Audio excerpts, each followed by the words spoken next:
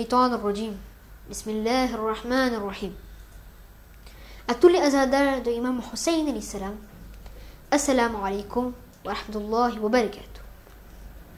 Dans ce nouvel épisode des héros de Karbala, nous allons parler d'un grand guerrier, brave et courageux, symbole de fidélité, le bouclier de la famille de Imam Hussein alayhi salam, la lune des Bani Hashim, le alamdar ou le porte-étendard de l'armée de Imam Hussein alayhi salam, celui qu'on nomme Babul Hawaïj, la porte où s'exaucent les vœux.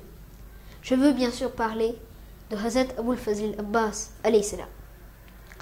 Sans Hazrat Abbas, Karbala est incomplète. Que peut-on dire exactement sur la personnalité de Hazrat Abbas? On peut imaginer l'importance de Hazrat Abbas alayhi salam aux yeux des Ahlul Bayt par le fait que Bibi Fatima Zahra alayhi salam, quelques années bien avant la naissance de Hazrat Abbas, lui avait transmis ses salams en disant « Transmettez mes salams à mon fils Abbas ». Après le décès de Bibi Fatima Zahra alayhi salam, Imam Ali alayhi salam avait fait appel à son cousin Aqil, qui était un expert en généalogie, de lui trouver une femme pieuse par laquelle il pourrait avoir un fils courageux qui va lui ressembler. C'est donc ainsi que Fatima Qaylabiya, surnommée Ummul Banin, fut choisie.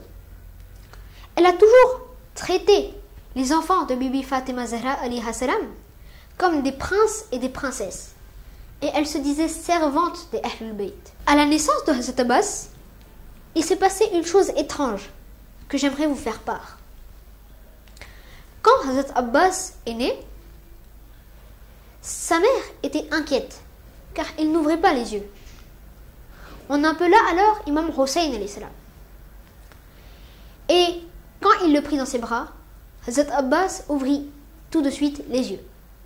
Donc, la première chose que Hazrat Abbas vit en venant dans ce monde, c'est le visage de Imam Hussein alayhi salam.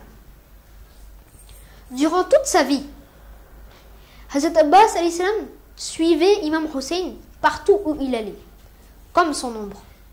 D'ailleurs, Hazrat Abbas l'a toujours appelé en disant « Oh mon maître » ou « Oh mon maoula ». Bien que Janabi Abbas n'est pas un masoum, son caractère, son savoir, son akhlaq n'étaient pas loin de ceux de nos aïmma. L'histoire raconte que sur le champ de bataille, Hazrat Abbas se battait comme son père Imam Ali alayhi salam. Par ailleurs, dans la bataille de Siffin, Imam Ali alayhi salam avait envoyé Hazrat Abbas face à l'ennemi avec le visage couvert. Quand il attaqua l'armée de Muawiyah, alors une vague de panique est née au sein du groupe ennemi. Tout le monde croyait que c'était Imam Ali alayhi salam qui était là en train de se battre.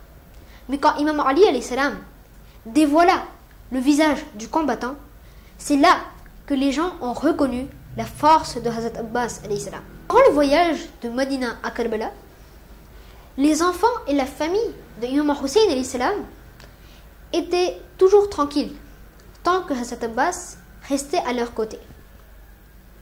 Comme je vous l'avais dit tout à l'heure, Hazrat Abbas suivait Imam Hussein alayhi salam partout où il allait et il exécutait ses ordres sans poser de questions.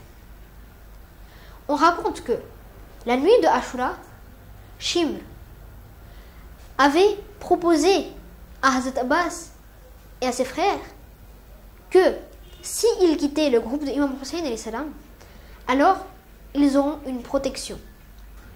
Mais Hazrat Abbas refusa et continua de suivre le chemin de Imam Hussein alayhi salam. 3 frères de Hazrat Abbas étaient également présents à Karbala et Hazrat Abbas les encourageait à se sacrifier pour Imam Hussein alayhi salam.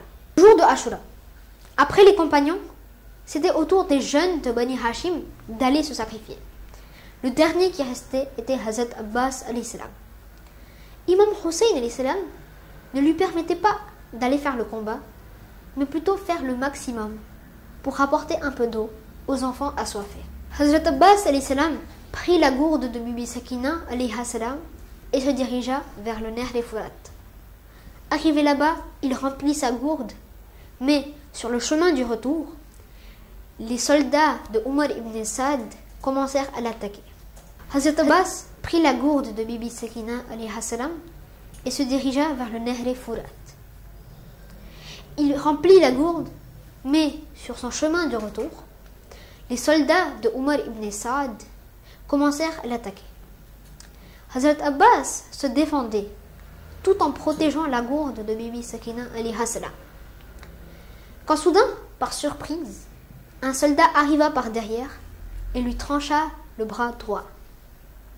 Avec la même stratégie, un autre fit de même avec son bras gauche. À ce moment, Hazrat Abbas alayhi salam n'avait qu'un seul objectif en tête. C'était de faire parvenir la gourde qu'il avait serrée entre ses dents aux enfants assoiffés. Mais malheureusement, une flèche arriva et transperça la gourde. Toute l'eau se déversa sur le sol brûlant de Karbala.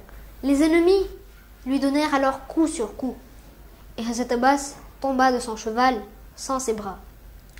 Il envoya alors son dernier salam à Imam Hussein alayhi salam. En l'entendant, sa voix, Imam Hussein alayhi salam s'assit par terre et dit que par la mort d'Abbas, mon dos s'est cassé. Imam Hussein alayhi salam arriva sur le champ de bataille et prit la tête de Hazrat Abbas sur ses genoux et échangea avec lui jusqu'à ce qu'il rendit là.